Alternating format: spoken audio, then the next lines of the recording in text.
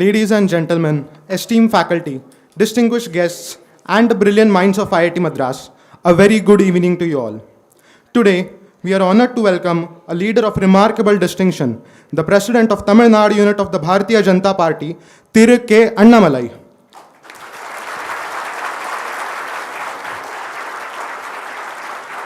Thiru Annamalai is the youngest president of the BJP in its history, taking charge of the position at the age of 37. Before taking the helm of the BJP in Tamil Nadu, Annamalai had a distinguished career in the Indian Police Service in Karnataka, marked by a commitment to public service and a proactive approach to law enforcement, because of which he was popularly regarded as Karnataka's Singham, symbolizing his courage, integrity, and dedication towards justice. His transition from a career in law enforcement to politics marked a significant shift, bringing a fresh perspective and a dynamic leadership to the political arena. As the president of Tamil Nadu BJP, Thiru K. Annamalai has actively contributed to shaping the party's strategies and outreach in the state, even with his recent ongoing Padayatra called Yen Man, Yen Makkal, which literally translates to My Land, My People, thus reflecting a commitment to addressing the problems and difficulties of the common people. Today, we have the privilege of gaining insights from a leader who has not only served in the police force with a distinction, but has also taken on the responsibility of steering the BJP in Tamil Nadu. Let us extend a warm IIT Madras welcome to Thiru K. Annamalai, and eager to hear his thoughts on the challenges and opportunities that lie ahead of our great nation. I now request the Director of IIT Madras, Professor V. Kamakoti, and the Dean of Students, Professor Satyanarayana Gummadi, to facilitate Thiru K. Annamalai with an Angavastram.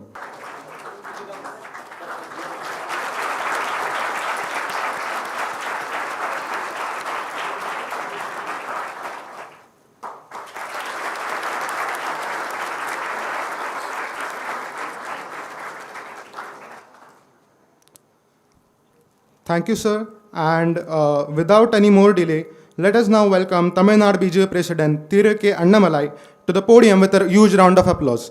I also invite the interviewers Sumit Deshmukh,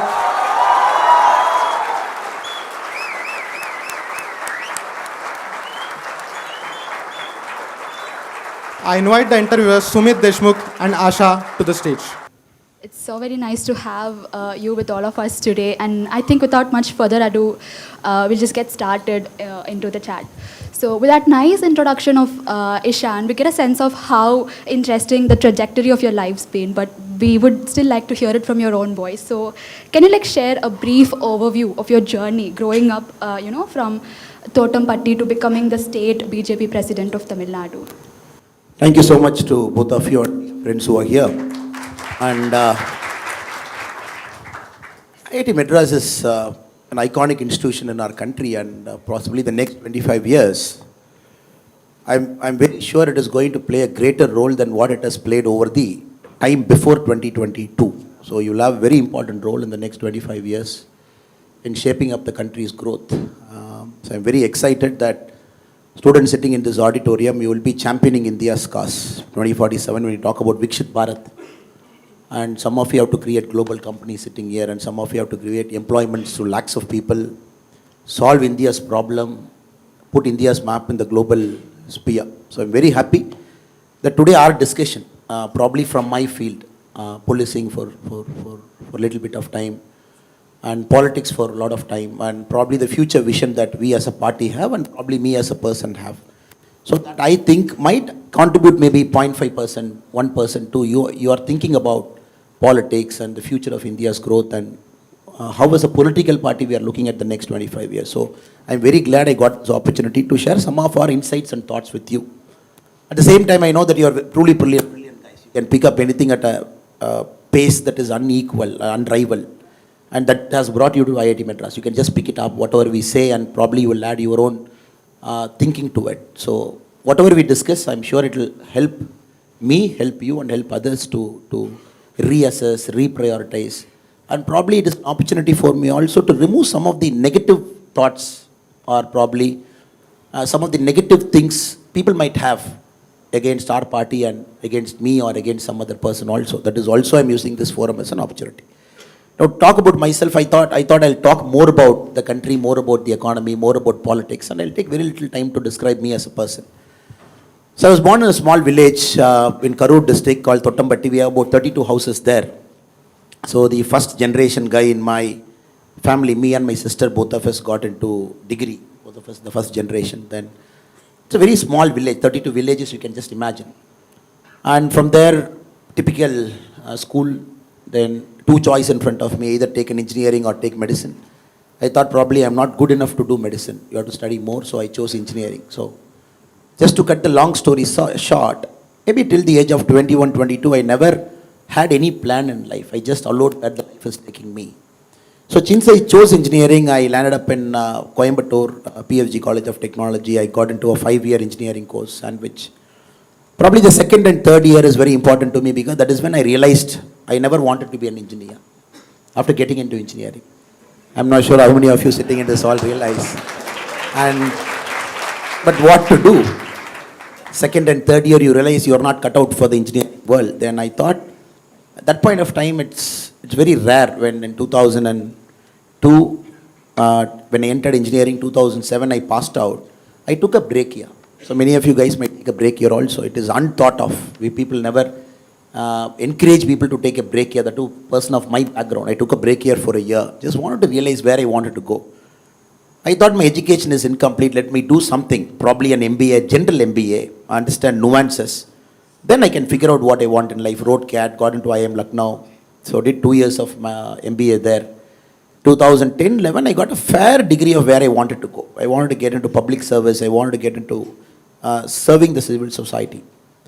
And even then, the option of politics was still there. My first year MBA, normally in IIMs, you have this option of doing an internship. So I was the early guys to do an internship with the political party. So first year I took a break. I never went for a corporate internship. I interned with the political party, Mr. Vijay-Kant's political party, at that point of time, DMDK in 2009. 3 months I was with them. Then after my internship, I realized I am not good enough to get into politics. It's a very tough field, unforgiving for a first generation guy like me.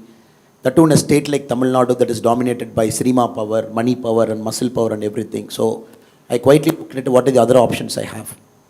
26/11 happened, the Mumbai. That had a lingering thought, big motivation for me to write civil service because you need some push to get into civil service. And even if you're intelligent, unless you don't have that motive to get into civil service, a lot of guys don't make it. That's why civil service is designed for people of above average ability and aptitude. But unless you have that calling factor, I see a lot of intelligent guys just going to the wayside because the calling factor is not there. For me, the calling factor was the Mumbai attack. Somebody entering into our country in 2008, November 26, killing people just like that, not being held accountable, politics just wasting time, telling the Americans, asking for a neutral observer, come talk to Pakistanis, find a way, and nothing was happening. So that was the push that was needed. Wrote civil service, got into IPS, Karnataka, 9.5 years. Very good period of my life. I still enjoy every moment of my khaki. But there's always that time when you figure out that you want to get out of that cage. It is preparing you for something more meaningful and significant. 2019, May 28, I decided enough is enough. And this is the time for me to really pursue what I wanted. Get into grassroots, work with people. So quit policing. Started a foundation called We the Leaders Foundation. Even now it is active. Ran it for a year with about 8,800 volunteers we have. Very active in a couple of districts in Tamil Nadu, especially in the western part of Tamil Nadu. Very active with it for a year. Organic farming, skilling, entrepreneurship, all those things. Then you are 36, 37 with an IPS background, sitting in a village doing something. Then you develop a curiosity. People develop a curiosity. People come calling. They ask, what are you doing? What are you doing in a village? Why not this? Why not that? That's how I got pulled into politics. So frankly speaking, I'm an accidental politician. And never really wanted to get into politics because I always felt politics is not cut out for people like me who see life in just black and white. I don't see it in grey. And maybe that is a problem I always have. For me, it is either correct and wrong. And there is nothing called I operate in the middle. Politics, most of the time you have to be in the middle. You have to do all kinds of deals. You got to get all kinds of people along. And that tests your morality to the limit. And your morality is so tested. And many a times you got to do certain things. You're so uncomfortable in the short term because it is good for the long term. And many of the things that you have to do in the short term, even if it might appear good in the short term, it is really harmful in the long term. So every day it is that kind of things, whom you align, what kind of people you mingle with, and what kind of people you give a responsibility to. So here I am sitting in front of you. So maybe this is my life over the last 37, 38 years. Thank you.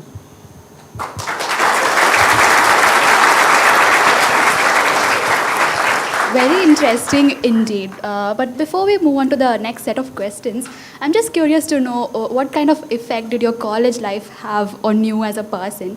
Like, how did your background in mechanical engineering and your education in institutes like IIMs influenced your approach to leadership and governance?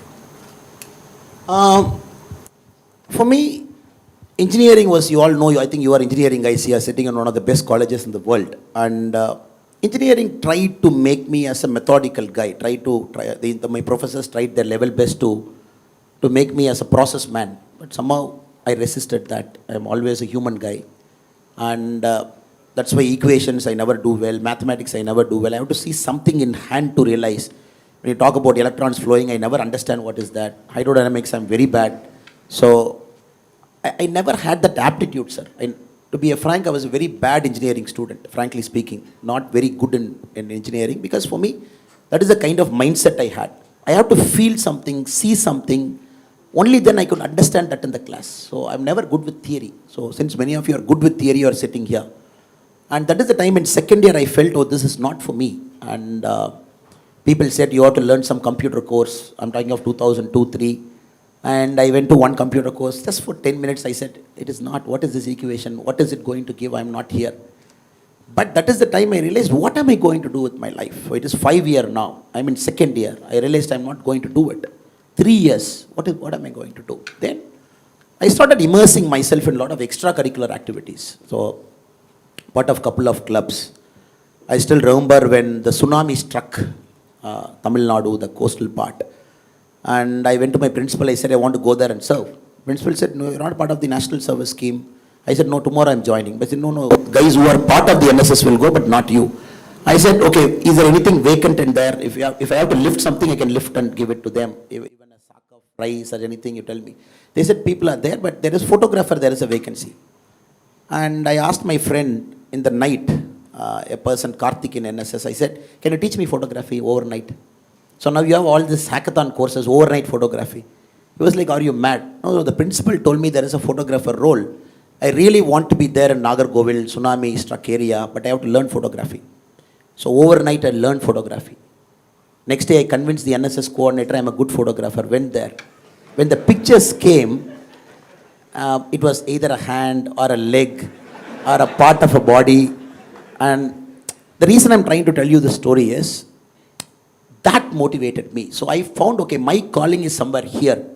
So unless you explore yourself, you'll never know what is your calling. When the campus gives you so many opportunities, clubs, personality club, character club, NSS, you have dramatics, all kind of things. So for me, I pushed myself to get into uncomfortable situation in the campus. And I also used to stammer. And a guy coming from village, Tamil medium, then picking up English, your mind has to process that. So I used to go to the campus people and ask my professors, can I give a vote of thanks? Can I start with a simple vote of thanks? And can you ask me to go and give this introduction like the gentleman who gave me very, very beautifully, he said, a lot of nice words which I think I don't deserve also. And slowly, I prepared myself. So campus, to put it short, is the place where I ironed out my deficiency. I knew what I'm bad. I knew what I'm better. So I wanted to improve my better part of my personality. I wanted to slowly remove the small things that is hindering my personality development.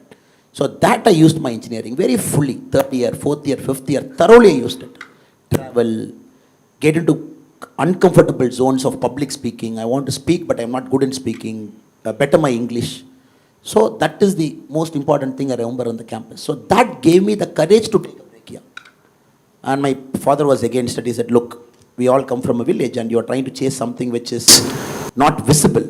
And why can't you take a job that is in hand? Why can't you, sorry, I think I'm not seeing this side. And why can't you take a job and settle down?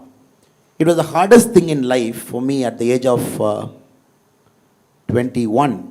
22, the hardest thing was for me to say no And I never knew a single person in my life who took a brachiia. I never knew a single person. I never knew there is something called brachiia. Then 1 year I again explored what I want to do. Should I do this? So I would say college helped me to move from a village boy to a person who is searching his identity. What am I going to do in life?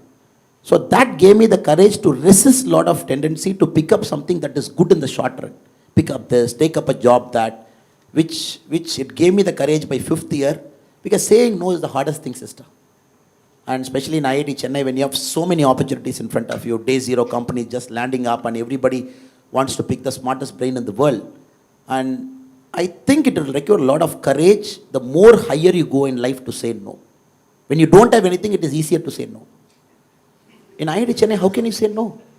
When there is everything in front of you. I hope and pray for you also the college over the next 4-5 years, whatever courses you are doing, 5-year course, 4-year course, it will help you to understand what you want to do in life. And probably if at the end of 4th year, 5th year, if you can pick up a clear yes and clear no, I think IIT has done its job. That is how I see my college.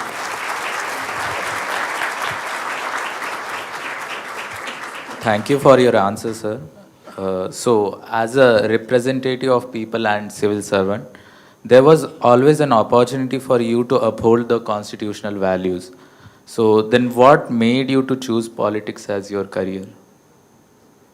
The same constitution made me to choose politics. Frankly speaking, I think it is some Greek philosopher who said, the highest calling in public life is politics. That's the highest calling. That's why we call it as political science. Because there is science to the whole idea of politics. And if you go on Google, you find a Greek philosopher who has written a book called How to Win Elections. He has given us science to winning an election. Thousands of years back he has written. And people like Plato at different points of time, they wanted to find out philosopher king, how to create a guardian who can rule our country very well. So they applied science to it. Take a child out, separate them from parents, teach them separately, and grow them up so that they become philosopher kings. So Greeks applied science to politics. And that's why they call political science. Whether it is working now or not is a different question. And for me, I'm taking some extra time to answer this question because it's not an easy answer for me. Why policing and why politics? Why this shift after about 9.5 years?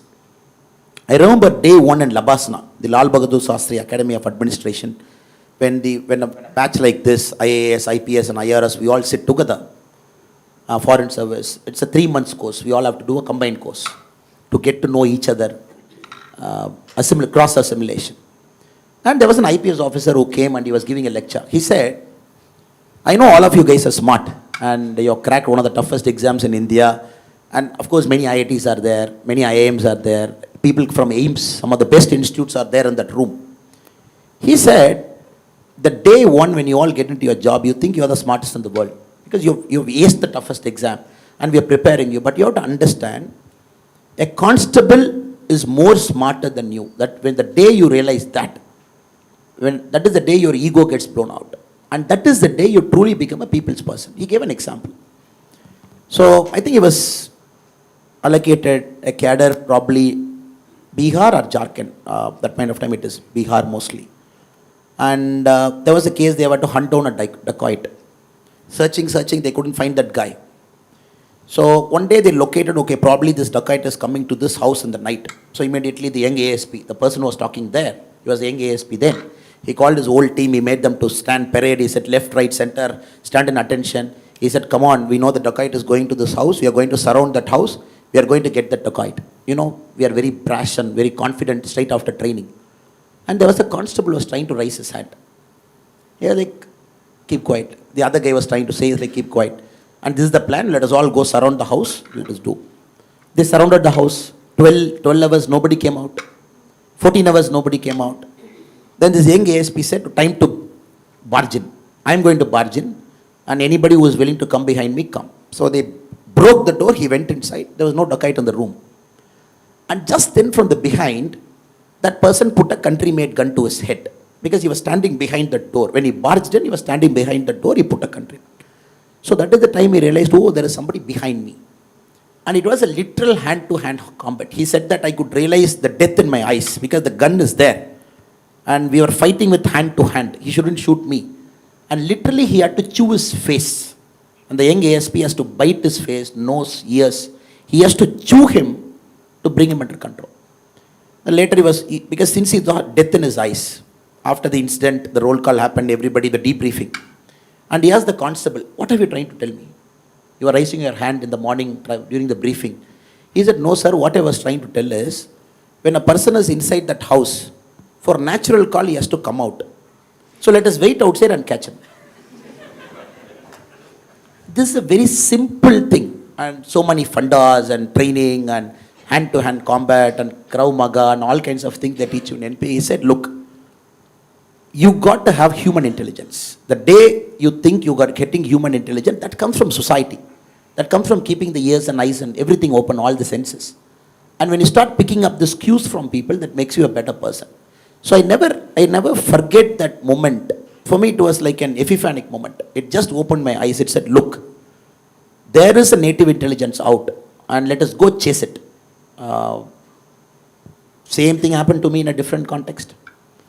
ASP, day one. Because once I tell the story and the shift only, probably I can do justice to your question. I had a fantastic driver. Young guy in ASP, Udupi district, Karkala. We had a Tata Sumo. He will drive, I'll be sitting in the front. And I'll be panicking. Maybe first week into policing, law and order, that had a lot of communal issues. Hindu-Muslim fight here and there. And my driver would be driving and saying, sir, don't worry, sir, everything is taken care. If you go there, after the riot is over or in the middle of riot, you will have five people waiting for you. From the Hindu side, 1, 2, 3, this person will be there. From the Muslim side, 1, 2, 3 will be there. They will be making this demand to you. You will be saying this. Either guy will make this demand, then you will say this, sir, problem solved. I was like, who is this fellow? For everything he has got a solution. So I was observing for 1 week, 2 weeks. It was just repeating that pattern. Then one day house theft, some 80 kg, 80 gram of gold missing in a rural house.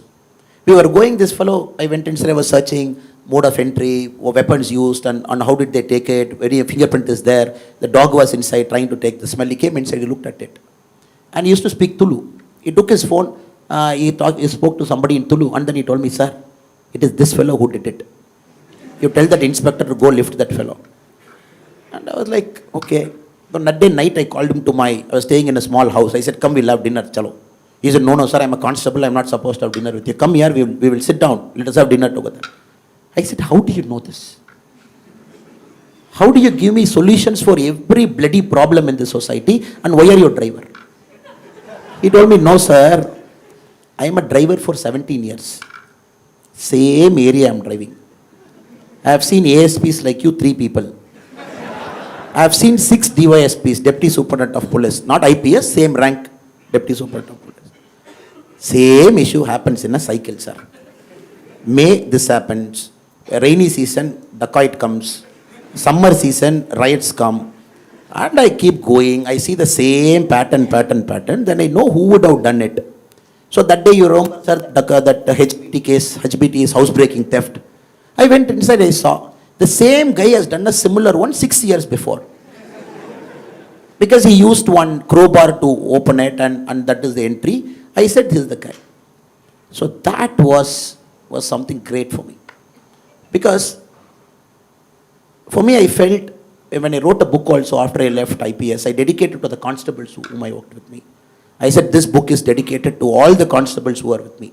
My dedication. Reason is, I think somehow we allow our ranks and big things that comes with life. Tomorrow you all will become very big. Some of the best in the world and people will be waiting outside. Somebody, even to get appointments, I think we all have to take your time and come. But we just have to understand the guy who's standing outside the door, he has got 100 times more native intelligence than us. Because even in a boardroom, the guy who's opening that door, he keeps seeing the CEO's mood coming in, CEO's mood going out. And he knows the small chit-chat that happens outside. He picks up everything over 10, 12 years. If you ask him, he will have a board solution better than the board member sitting inside. Because he picks up in the high tea they do, they pick up in the people who come out and comment about what is happening. The same thing for me. So then, for me, the concept of rank, ego, I'm somebody big, I'm superior, I'm rank-wise thing.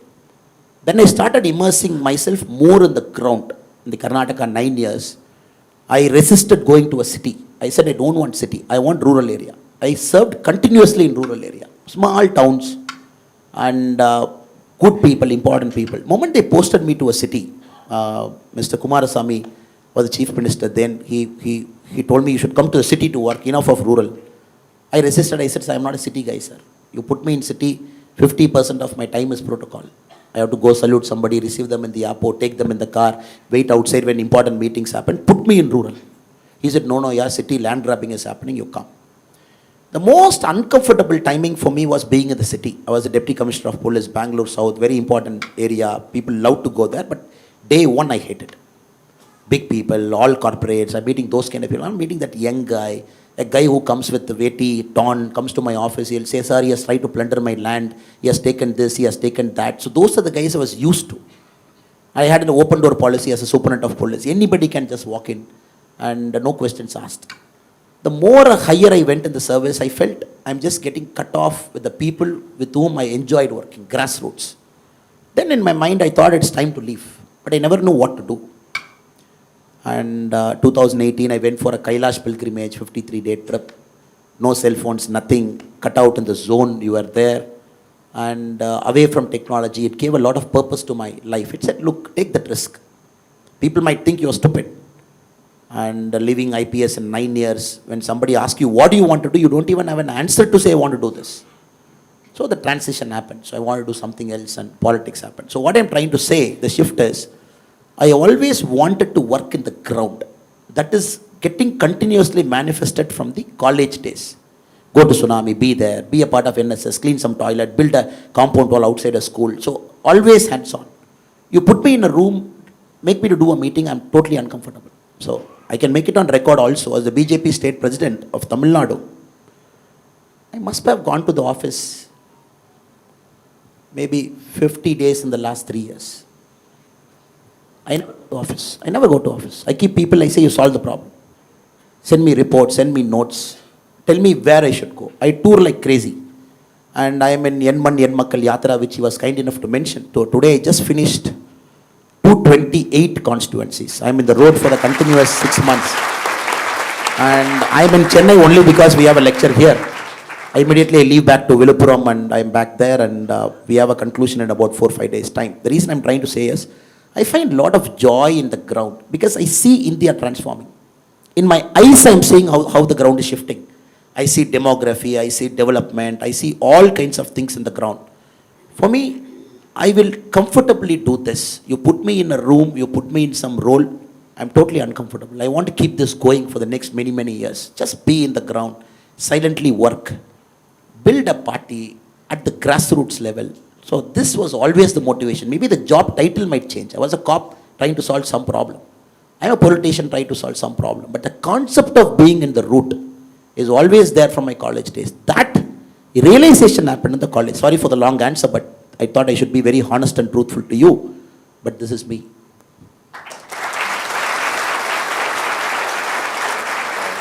Thank you for the amazing insight, sir. So, being an ex-IPS officer and a leader of a national party, you have seen a lot of instances where social justice was upheld and some where it was not.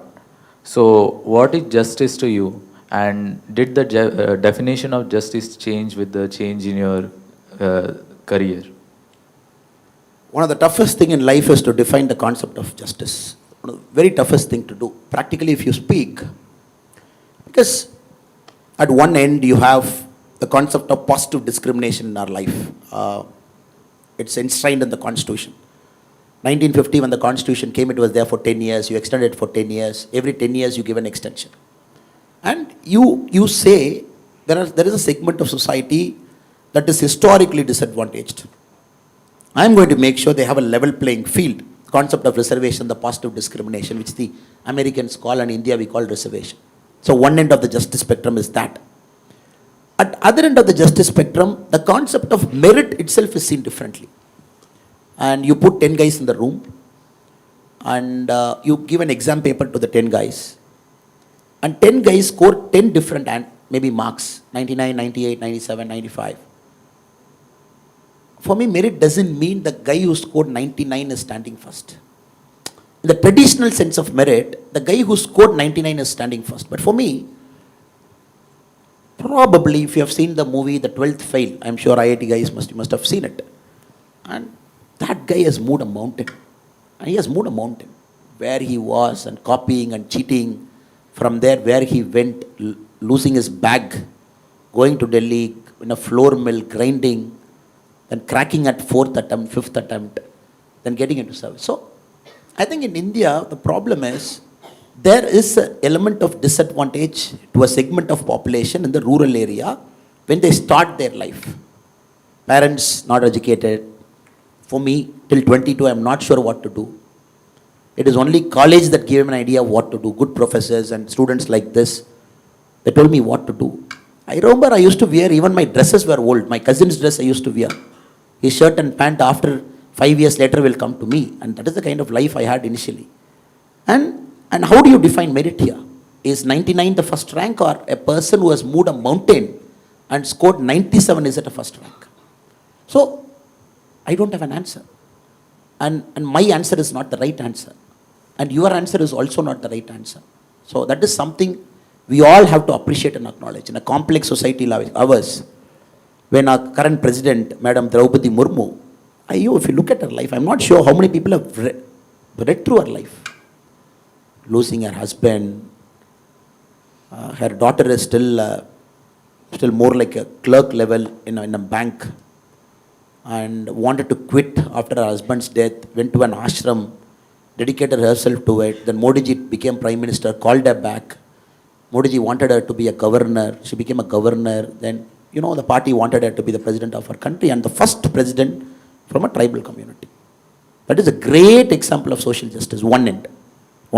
But the kind of life Draupadi Murmu madam had, if you look at whatever trouble somebody can go through, she has gone through. And my kind answer and request to all of you is, as you live life, you will go through this complexity. The questions will come in your mind. What is right? What is right? When you start a startup and we will put a regulation saying that you have to hire this many people, 1/3 should be this, 1/3 board should be this. Sometimes you might resist. Is it a fair practice? Is it a good practice? Is it a great practice at the cutting edge level where India has to go 25 years from now? But this is a dilemma we all have to resolve collectively over the next 20-25 years. As we go through, communities that hasn't got representative will get representative. If you look at Modi ji's cabinet, it's a great example. Look at the Modi ji's cabinet. People from the scheduled caste and scheduled tribe community, highest representation, close to 19 people out of 76. If you look at the OBC representation, one of the highest. Again, technocrats representation, it's a proper basket mix. You have an Harvard educated former IAS, Ashwini Vaishnav in one end. You have a community which is never represented in Indian politics in the cabinet on one end. So it's a mix and match, it's a basket you all have to do. Everybody brings something to the table. Everybody brings that life, that journey, that churning, moving that mountain story they bring to the table. And somebody, a technocrat, brings technology to the table. So I think you should have this mindset in the next 25 years to resolve this internal dilemma within you. So that is justice for me. And there is no straight answer for justice. If there is a straight answer for justice, why should there be an appeal court? You appeal Sessions Court to High Court, then you appeal High Court to Supreme Court, then from Supreme Court you appeal to Constitutional Court, then from Constitutional Court you file a curative petition. So why do you do multiple appeals? Because you are not happy with one justice, you want to go one up, So I don't have a straight answer, sister or brother. So what I'm trying to say is, you have to resolve this complexity as you go in life. And make sure that you are fair, you are transparent, you are non-discriminatory. And many a times you have to give a leg up to somebody to come up. And many a time you have to push somebody to do it. So that is justice for me. And maybe it is theoretical if I speak now, but if you look at books written by Michael Sandel, some of the great professors in the US, he has written some of the greatest books on justice. And very fascinating way they look at life. Right up to global commons, countries previously have polluted the environment, now we are paying the price. Now suddenly all of us sit in a COP table, conference of party table, and India wants a green fund. China is polluting more, it doesn't want to do. So there, it's so complex to negotiate what is justice for everybody. And the same thing happens in the human rights also. Some countries war, Russia and Ukraine. What is it? Russia's point of view is what? Ukraine's point of view is what? Gaza and Palestine, their point of view is what? Sri Lanka, their point of view is what? Even within India, political point of view is what? So it needs lot of human intelligence, picking up that emotional cues, and probably you realize, like a old wine, with age you get better with justice. Sorry for the long winding answer, but this is the best I could do. Thank you.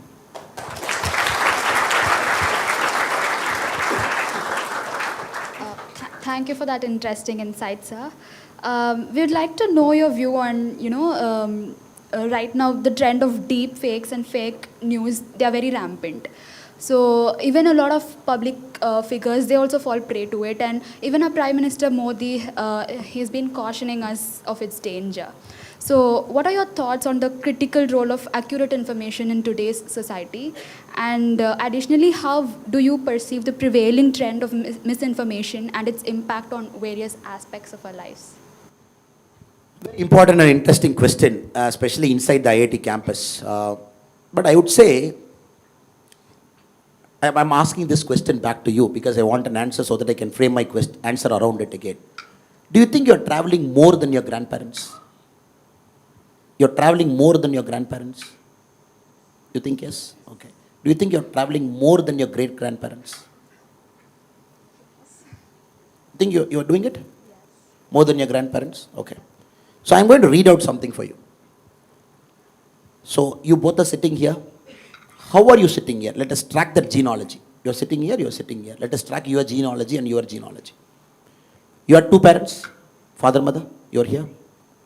4 grandparents, 8 great-grandparents, 16 second great-grandparents, 32 third great-grandparents, 64 fourth great-grandparents, 128 fifth great-grandparents, 256 sixth great-grandparents, 512 seventh great-grandparents, 1024 eighth great-grandparents, 2048 ninth great-grandparents. I am just tracking you. How did you come here over the last 400 years? Why are you born now?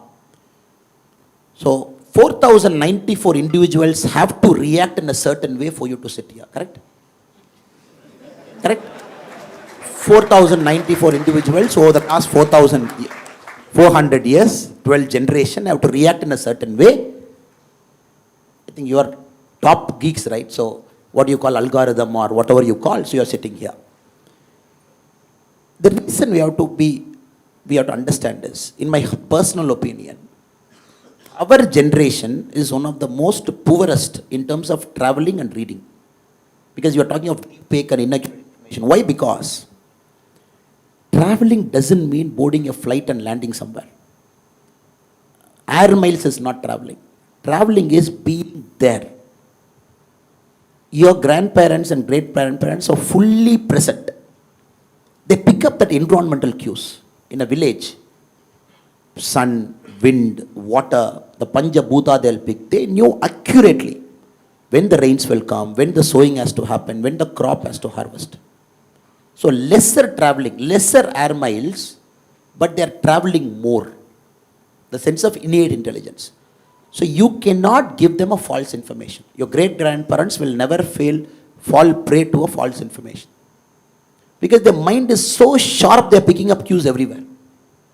And to the dot, I remember my grandfather, if my buffalo and our cow is pregnant at our village farm, my grandfather used to say the exact date he will say, this is the date the calf will be born.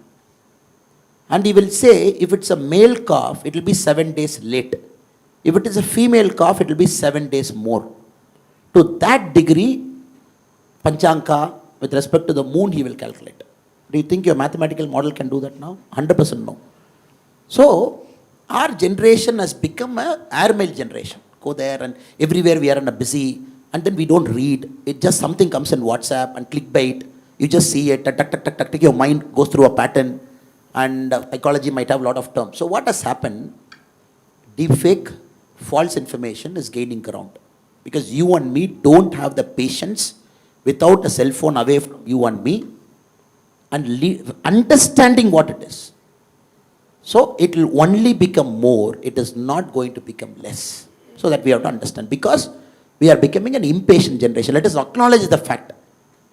Tomorrow somebody cannot come and say, don't worry guys, so take time to read it and be patient so that this false information will go on its own. 50 years later, somebody sitting in IIT Chennai campus, false information and fake news will be the number one. Wars will be there. Fourth World War or Third World War might have happened, and country's economy might collapse because of that. So that's a big challenge for us right now. How to reverse it? One option countries always resort to is regulation. Okay, let us regulate. Let us regulate, or let us tighten the laws. Oh, you put a deep fake image of, if they put a deep fake image of you and me, nobody cares. Rashmika Mandana, everybody cares. And suddenly they say, how dare you put a deep fake about Rashmi Mandana?